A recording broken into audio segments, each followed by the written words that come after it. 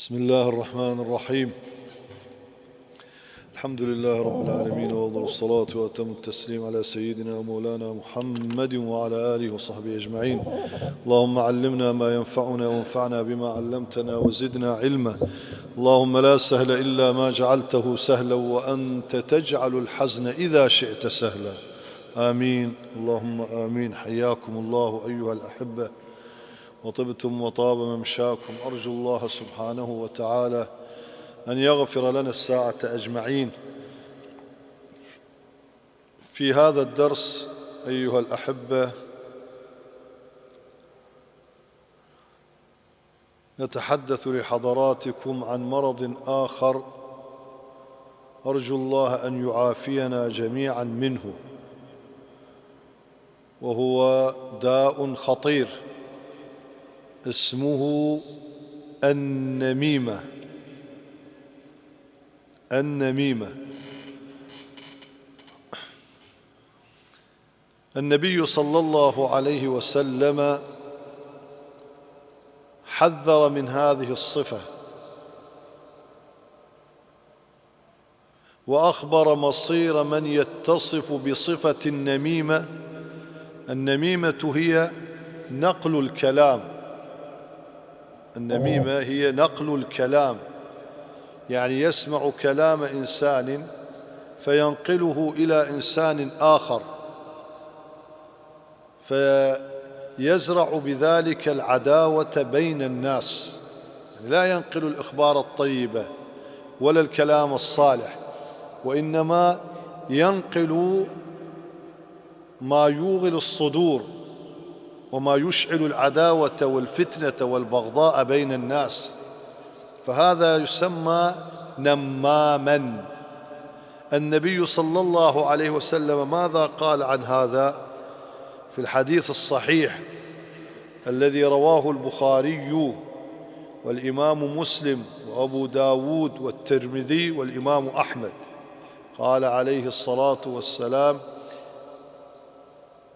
من حديث سيدنا حذيفة رضي الله عنه قال: سمعت رسول الله صلى الله عليه وسلم يقول: لا يدخل الجنة قتات. لا يدخل الجنة قتات. من هو القتات؟ هو النمام الذي ينقل الكلام بين الناس، الكلام السيء الذي يوغل الصدور ويزرع العداوة والفتنة بين الناس. فلذلك احنا بالعامية شو نسميه؟ نقول فتنة، فلان فتان، اللي ينقل كلام الناس إلى بعضهم، هذا يسمونه يعني عندنا فتان. أيضا قال عليه الصلاة والسلام في الحديث الصحيح الآخر الذي أيضا رواه الإمام البخاري ومسلم والإمام أحمد والترمذي، قال عليه الصلاة والسلام، هو من حديث سيدنا أبي هريرة رضي الله عنه قال: هل تدرون من شراركم؟ هل تدرون من شراركم؟ قالوا: الله ورسوله أعلم. الله ورسوله أعلم. قال: شراركم ذو الوجهين، الذي يأتي هؤلاء بوجه وهؤلاء بوجه. هذا شرار الخلق. طبعا هذه يا أخوان صفة يعني جدا ذميمة وجدا مكروهة، أعاذنا الله وإياكم منها. من كان له وجهان في الدنيا كان له لسانان من النار أو من العذاب يوم القيامة. اللي إلى وجهين، هذا شو يسمونه عندنا؟ حتشاية وجهين، مو حتشاية وجهين. هذا يوم القيامة يأتيه لسانان من النار، يعني مو لسان واحد، مو من يجي لسانان من النار. فهذا النبي صلى الله عليه وسلم قال: هل تدرون من شراركم؟ يعني اللي ما يعرف من هو شرار الناس فليأخذ بهذا الحديث حتى يعرف من هو شرار الناس. شرار الناس ذو الوجهين. شراركم ذو الوجهين، اللي عنده وجهين. يقول احنا ناس يقول يقول بالوجه مراية بالقفا سلاية، مو يعطيك من طرف اللسان حلاوة ويروغ عليك كما يروغ الثعلب. من يجيك من صفحة أنه يعني ما شاء الله يتكلم وياك، لكنه في حقيقته لا، هو يدور الزلة عليك، يدور أنه تذكر زيدا من الناس يعني بشيء يعني حتى ينقل قبل يوصله بدون يعني لا حيا ولا ورع ولا خيفة من الله سبحانه وتعالى، ينقل الكلام ويسوي فتنة بين الناس. فهذا شراركم. القاعدة النبوية الشريفة اللي لازم إنسان يكون حذر يؤمن بيها. من شفت إنسان جاب لك كلام الآخرين لا تحكي قدامه شيء أبدا. من شفت ينقل لك كلام فلان هيك يقول، فلان هيك يقول، فلان هيك يقول، أنت الزم برك خلاص. إذا ما تقدر تسكته يعني احتسب أمرك عند الله لما يخلص ويروح الله وياه، لا تتكلم شيء قدامه. ليش؟ لأنه القاعدة النبوية تقول من نم لك نم عليك، وهو سيدنا النبي الذي لا ينطق عن الهوى. لا تقول والله لا والله هذا صديق وهذا خوي هذا كذا، لا لا لا. من نم لك نم عليك. اللي يجيب لك كلام الناس ترى يودي كلامك للناس. هذا اللي يقوله منه لازم انت تصدق بحديث النبي صلى الله عليه وسلم. ما تقول والله هذا صديقه عشرة عمر انا وياه، ماكو. قول له اخويا بيها مجال، مثل ما قال احد الصالحين، واحد جاب له كلام قال فلان هيش قال عليك، فلان هيش قال عليك، فلان هيش قال عليك. قال زين انت شو تسوي يمه حتى تنقل لي كلامه؟ قال والله دعاني على غدا وعلى عشاء. قال وش سوى لك من الأكل؟ قال سوى الأكلة الفلانية الأكلة الفلانية الأكلة الفلانية. قال عافية بطنك عافية بطنك. شالت هالأكلات أنواع الأكلات كلها، ما قدرت تضم هاي السالفة وياها، جبتها قبل وصلتها إلي واشعلت صدري على أخوي المسلم. يعني هاي الأكلات كلها داعيك ببيته مسوي لك الأكلات هذين كلهن أكلتهن وضميتهن، لكنك ما قدرت تضم هاي السالفة. شوف العقلاء شلون يردون، ما تكلم شيء وإنما رد. الآخر أيضا أوصله أحد الصالحين، واحد جاب له كلام عن أحدهم قال ترى يقول عليك هيش يقول عليك هيش، يعني من الصفات المو زينة. قال يا هذا، قال نعم. قال هل غزوت بلاد الهند مع المسلمين؟ قال لا. قال هل شاركت في غزو المسلمين لبلاد السند؟ قال لا. قال هل شاركتهم في بلاد ما وراء النهر، هاي بخارى ما بخارى؟ قال لا. قال سلمت منك بلاد الهند والسند وبلاد ما وراء النهر ولم يسلم منك عرض أخيك المسلم؟ ما قدرت عليها؟ لا تتكلم، لا تنطي مجال. إذا قدرت ترد رد، إذا ما قدرت ترد اسكت حتى ينصرف، لكن لا تتكلم، لأنه رأسة يأخذ كلامك وينقله. فلذلك البارحة ذكرنا حديث النبي صلى الله عليه وسلم، أظن البارحة، إن من الناس أناسا مفاتيح للخير مغاليق للشر. مفاتيح للخير دائما، مغاليق للشر. وإن من الناس أناسا مغاليق للخير مفاتيح للشر. فطوبى لعبد جعل الله على يديه مفاتيح الخير، وويل لعبد جعل الله على يديه مفاتيح الشر. دائما إنسان يكون طباب خير مويج دائما، يعني حتى الإخبار المو زينة أخوان لا تعود نفسك أنه أنت تنقل الأخبار السيئة. ما تتكلم على أحد، بس نشروا خبر مو زين خلينا نقول بالفيس، أو نشروا خبر مو زين أي شو اسمه من هاي المال يسمونه التواصل الاجتماعي، ما أدري إيش يسمونه بالتلفزيون. لا تكون أنت السباق في نقل هذا الخبر. إذا تجلس مثلا خويك يعني خبر المو زين، حاول أنه جهد الإمكان يعني تبتعد عن نقله. لا تكون يعني إن مثلا أنت مثلا تجفل صاحبك أو تخوف أخوك المسلم خلي يطلع من غيرك، لا يطلع من عندك. أنت دائما كن ناقل خير، الخبر الزين المفرح، دائما كن مبشر. يعني هسه أنتم مثلا كليتنا عندنا مثلا أكو ناس مثلا يعني حتى بالتليفون من يخابرك أنت تستبشر خير، هذا ما وراء غير الخير. أكو واحد من يدق عليك رأسة قلبك يقوم يدق، دخيلك ربي، هذا الشيء يريد إيش وراء هذا، هو موجود هاي، دخيلك يا رب، وتلقى ما وراء كل خير سبحان الله. لو جايب لك خبر موسع، لو جايب لك فرد مصيبة دخيلك يا رب، لو أنه يعني ما وراء يعني مو بكيف هذا، لأنه هو دخيلك يا رب صار مفتاح للشر. فيعني نسأل الله السلامة والعافية. فهاي الصفة إخواني جدا يعني ذميمة، لا ينبغي للمسلم أن يتصف بهذه الصفة أبدا. الله سبحانه وتعالى ذم الوليد بن المغيرة هماز مشاء بنميم. الوليد بن المغيرة هماز مشاء بنميم، عتل بعد ذلك زنيم، أن كان ذا مال وبنين. يعني كان يتعالى بكثرة أولاده وأمواله، لكن الصفة التي كانت فيه الصفة السيئة أنه كان يمشي بالنميمة بين الناس يفسد، والله سبحانه وتعالى ذمه في نص القرآن. وهنا يقول الإمام قتادة رحمه الله تعالى: كان يقال من شر عباد الله كل طعان لعان نمام. هذا من شر عباد الله. طعان يطعن، يعني يطعن دخيلك يا رب، ويكثر اللعن يلعن، ونمام. ليس المؤمن بالطعان ولا اللعان ولا الفاحش ولا البذيء.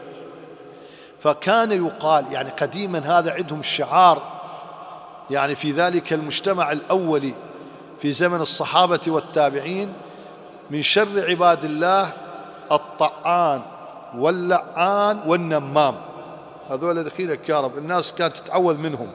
هذا من شر عباد الله كل طعان لعان نمام. والنبي صلى الله عليه وسلم يا أخواني في ذات مرة مر عليه الصلاة والسلام بقبرين، وكان معه بعض الصحابة، قال: إنهما يعذبان. النبي صلى الله عليه وسلم مر يعني من يوم قبرين، قال: إنهما يعذبان. النبي صلى الله عليه وسلم يشوف، قال: وما يعذبان بكبيرة. إنهما يعذبان وما يعذبان بكبيرة.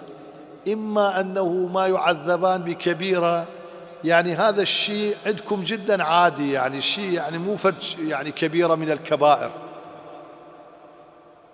أو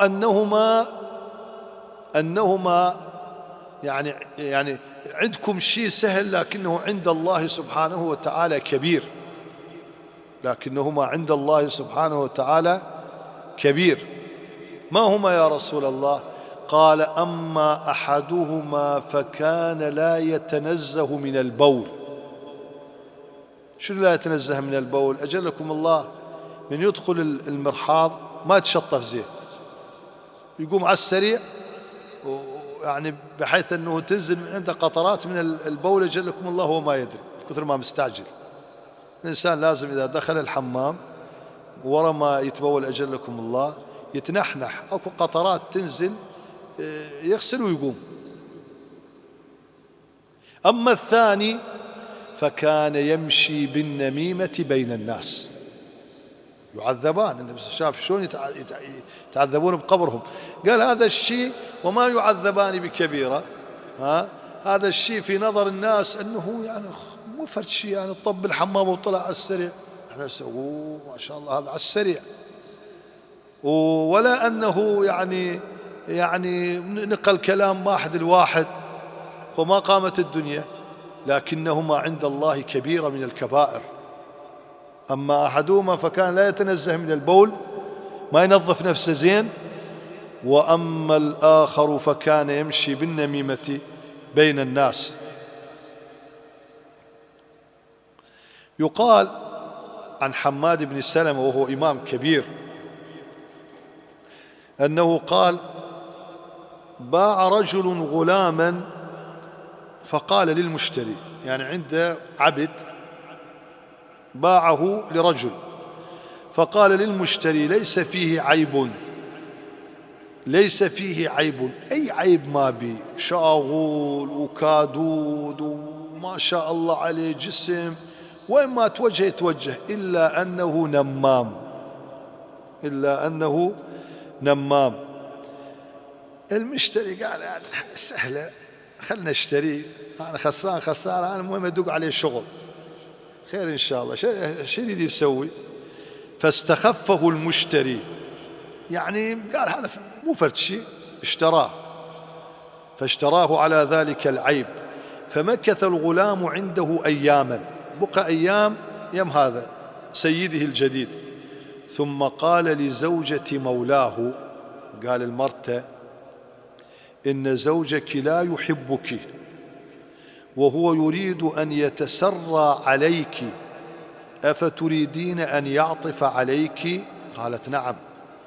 قالها: ترى زوجك ما يحبك ويريد يتزوج عليك بالسر، تريدين أخليه أنه يرجع قلبه عليك ويحبك يعني عقل نسوان؟ قالت: نعم. قال لها: خذي موس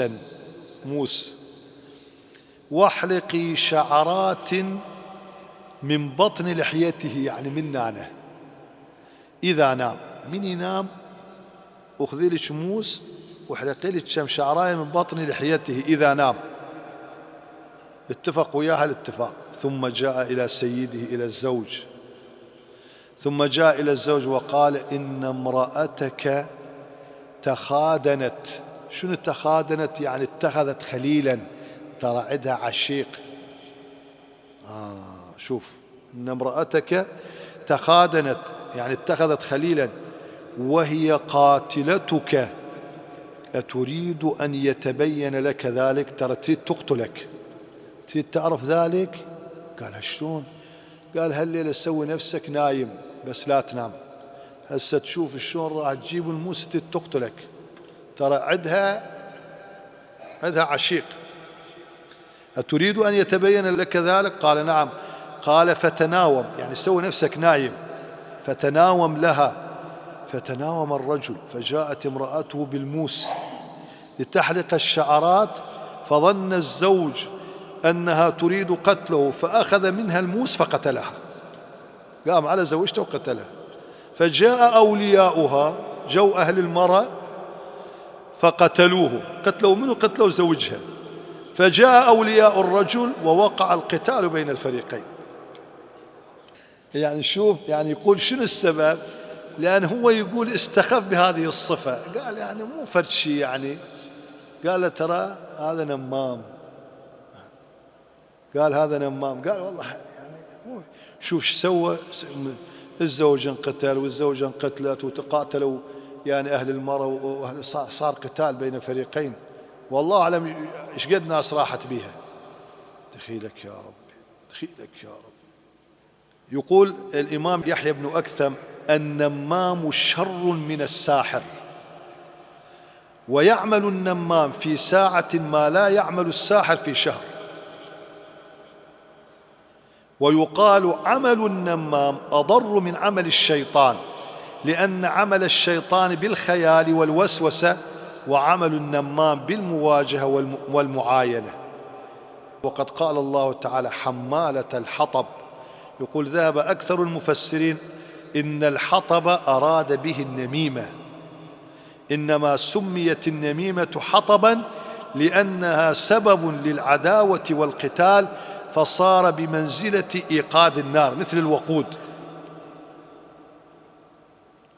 دخيلك يا رب، يعني مصيبة، يعني ايش قد صارت مصائب بين الناس بسبب نقل الكلام.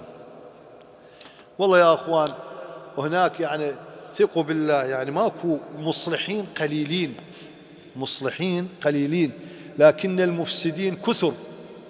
اللي يحبون الخير قليلين، لكن اللي يحبون الشر والفتنة كثر. ما يروق لهم الناس تتصافى فيما بينها، ما يروق لهم الناس مثلا يعني متحابين فيما بينهم، ما يروق الكثير من الناس أنه يشوف مثلا أخ يمشي ويا أخوه. ابن عم يمشي ويا ابن عمه. والله أن أكو ناس يعني لهالدرجة عندهم دخيلك يا رب أنه ما يحبون اثنين يمشون سوية. هذول أضر من الشيطان. فلذلك يقول الشيطان يقول يعني عند نداء ينادي على أتباعه يصيح عليهم يقول يلتمون يمه. كل واحد يعني آخر النهار أنت ايش سويت اليوم؟ شنو بطولاتك اللي قدمتها؟ إبليس ينادي على الجند مالته الشياطين. هذا يقول أنا خليت واحد يشرب عرق أجلكم الله، هذا يقول أنا خليت واحد يسهر، هذا يقول أنا خليت واحد كذا. واحد يقول أنا اليوم فرقت بين اثنين. قال أنت تعال، أنت صديقي، أنت صاحبي. هذولا كلهم قال بس لكن أنت هذا يقول أنا فرقت بين المرء وزوجه. يقول إذا أنت تعال. اللي يفرق هو اللي يفرح إبليس، اللي يفرق بين اثنين هو اللي يفرح إبليس. ولكن كلهم ما يفرح بيهم، لكن بمن يفرح إبليس من أتباعه يفرح باللي يفرق بين الناس. فلذلك الإنسان لازم يصير أسمع، ما ينطي مجال للحساد، للنمامين، لنقلة الكلام، ويدوس على نفسه، يروح على هذا خويه ويسلم عليه ويحبه. وإذا كان من رحمه وأقاربه هذا من باب أولى. ولا أسمح فلان وعلان يتدخلون يفسدون أكثر وأكثر. ثقوا بالله يا أخواني الآن خاصة في هذا الزمان قل من يحب الخير، قل من يحب الخير للآخرين. فلا تنطوا مجال يجي ينقل لك كلام كن مؤمن. والله يا أخوي على كيفك، أنا ما عندي استعداد أسمع، وما عندي استعداد أن كلام ينقل للآخرين. لكن إحنا سبحان الله يعني من ضعف الإيمان وهالخجل هذا اللي كاتلنا نظل نسمع، ولربما نزل بكلمة وهاي الكلمة تسوي فتنة. لكن العاقل يقول لا والله أبد، اترك هذا الموضوع وترشد الله وياك. لازم الإنسان يعني الكلام نوبات هذا البسيط يعني كان بين الصحابة الكرام. النبي صلى الله عليه وسلم يقول لا أحد ينقل كلام، يعني لا أحد ينقل لي شيء من أصحابي، خلوني أطلع على الناس وأنا يعني سليم الصدر. أخاف لا سامح الله أنه يصير بقلبي شيء على واحد ويميل قلبي إلى واحد وآخذ حق أحد وانطي للآخر، ويكون يعني بذلك ظلمته، استقطعت له قطعة من النار رحمة بأصحابه. فلا تحدثوني عن أصحابي، لا تقول فلان قال هيج، فلان قال هيج، فلان عمل هيج، لا أحد يذكر هذا الشيء. خلوني أطلع على الناس، على الصحابة الكرام وأنا سليم الصدر. أخاف أحكم بين اثنين، واحد ما مستحق آخذ من واحد وانطيه، وهذا ما مستحق، فكأنما أقتطع له قطعة من النار، وهو رسول الله صلى الله عليه وسلم. ما يقبل أنه أحد ينقل لك شيء. ومن كلام أصحابه اللي كلهم يحبونه ومثل ما يقول يفدون بآبائهم وأمهاتهم صلى الله عليه وسلم. لكن نقل الكلام صفة ذميمة جدا، وكلام طويل عن هذا الموضوع حقيقة. نكتفي بهذا القدر. أرجو الله أن يعافينا وإياكم من هذه الصفة. قولوا آمين. أرجو الله أن يعافينا وإياكم من هذه الصفة. آمين يا رب العالمين. لا تصدق بكلام اللي يجيك منا. يا أيها الذين آمنوا، الله ايش سمى هذا؟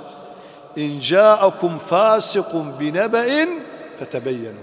يعني ليه قدام الله حكم عليه أنه فاسق؟ ليه قدام؟ ما يراد له. وفي قراءة فتثبتوا. الله يقول هكذا، وسيدنا النبي صلى الله عليه وسلم يقول هكذا، وناس عارفين الله ورسوله ومطربجين ورا فلان وعلان صدقون بحكي الناس. احنا شو نقول بالعام؟ يقول بين الصدق والكذب 4 أصابع، مو بين الصدق والكذب 4 أصابع، يعني تسمع وترى. فقالوا قديما ليس من رأى كمن سمع، ليس من رأى كمن سمع. نوبات حتى الرؤية ترى تغشك والله، فلا تروح بعيد. يجيب لك مقطع، يجيب لك مشهد. الناس الآن تتفنن، هاي اللي ذاك اليوم قلنا عليه، هاي يعني الصناعة الجديدة، الذكاء الاصطناعي. الإنسان هو نفسه يحكي لك إنه هو بريء من هذا الحكي كله، نفس صوته، ويركبون صورته على شغلات. أبد لا تحكم، دير بالك، فتحشر عند الله حيشاكم ظالم، لأنه الله راح يوقفك للحساب. شلون حكمت؟ يا ربي أنا شفت بعيني. قال تعال جاي. مو تدري هذا العصر تغير، هذا الزمن تغير، شوف وين وصلوا بالتكنولوجيا، وش قاعد يتفننون، وش قاعد يسوون، وش قاعد يطلعون. كم من بريء اتهم تهمة يعني هو بريء عنها، انهجم بيته وركبوا راسه قضية ومصيبة. نسأل الله أن يحفظنا وإياكم يا رب. الخاطر سيدنا النبي احفظنا واحفظ عوائلنا وبيوتنا وشباب المسلمين، نساء المسلمين، كل إخواننا وأحبابنا وأمة سيدنا النبي صلى الله عليه وسلم من شر الأشرار وكيد الفجار يا رب العالمين. اللهم صل وسلم على سيدنا محمد وعلى آله وصحبه أجمعين.